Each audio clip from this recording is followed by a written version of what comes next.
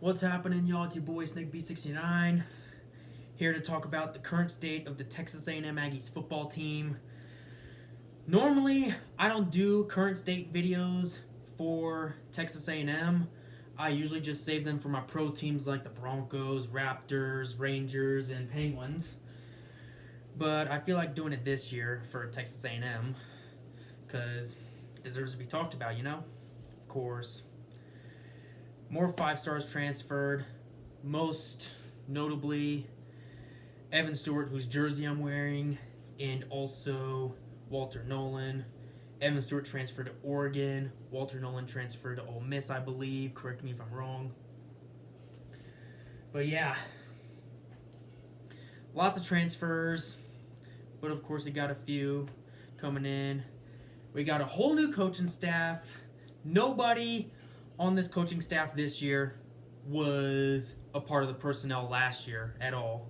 Of course, Jimbo Fisher, we fired him with what? I think it was 2 games left in the season, 2 or 3 games left. And we owe him like $77 million over the next 8 years. So being a fired head coach must be really nice.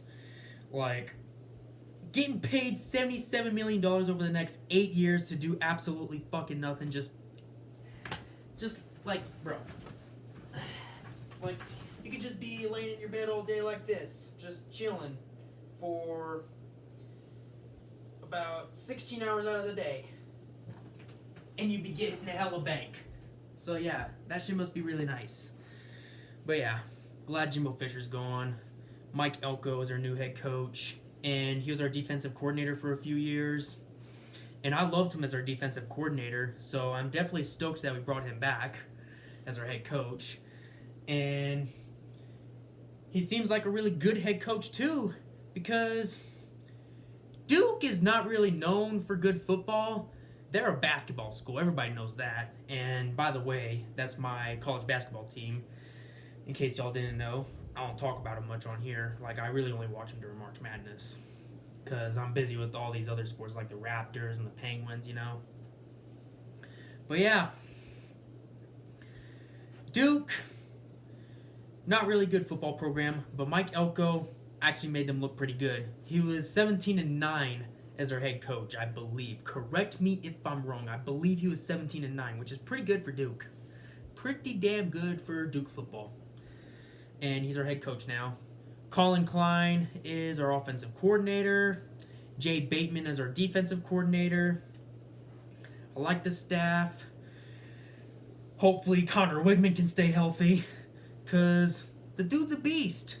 Yeah, 8 starts in your college career is a very small sample size, but like 1,700 passing yards, 16 touchdowns and just 2 interceptions is pretty damn impressive for a sample size as small as his. So the talent is obviously there. We just need my man to stay healthy, you know?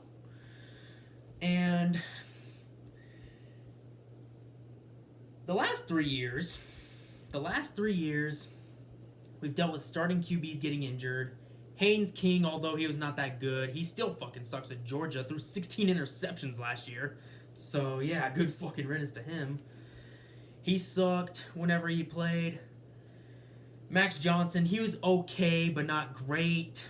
Of course, he was injured. Well, Haynes King, injured, second game in 2021. Replaced by Zach Calzada, who was okay. I mean, he beat Bama, so that's a big plus. But other than that, he was just okay at best. Of course, Haynes King gets benched for Max Johnson. Then he gets injured. Haynes King is put back in. Then he gets benched for Connor Wigman. Correct me if I'm wrong. That's how I remember it. In 2022. And then, of course, last year, Connor Wigman, 4 games in, gets injured. Max Johnson starts. Then I believe he gets injured too. Either that or benched.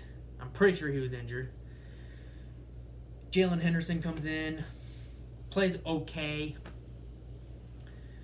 But yeah, hopefully we don't go a 4th straight year with an injured QB1, because that shit would piss me off so goddamn much. Like, bro, that shit pisses me off so much when your team just can't stay healthy. When you have a team that looks really good on paper and they can't get shit done because of all these injuries. Like, injuries kill teams. I know this shit, especially with the Texas Rangers. Injuries killed their season, pretty much. I mean, yeah, they're healthy now. They're the healthiest they've been all year. They're not completely healthy. Still waiting on Josh Young, Jacob deGrom, Tyler Malley to come back. And Evan Carter. But I'm getting way off topic. But I'm just using them as an example. Injuries kill teams. And if this team can stay healthy, schedule looks pretty easy. The only teams in Texas A&M's schedule that really intimidate me are Notre Dame, first game, LSU, but it's at Kyle Field, and we own them in Kyle Field, and of course the Texas Longhorns, who we're about to play for the first time in 13 years. 13 years, dormant rivalry, and now it's coming back because the Longhorns moved into the SEC. Hopefully we can give them a good old welcome, although that will be the last game of the season. I'm sure other teams will give them a good welcome to the SEC. But hopefully we give them the biggest fucking welcome. But yeah, it's a boy SnakeB69 checking the fuck up on out of here. Let's go Aggies. I might drop my current state of the Broncos video next week possibly. Or maybe tomorrow, I don't know. But yeah, I'm hoping to drop that pretty soon. But anyways, it's your boy SnakeB69 checking the fuck up on out of here. Let's go Aggies.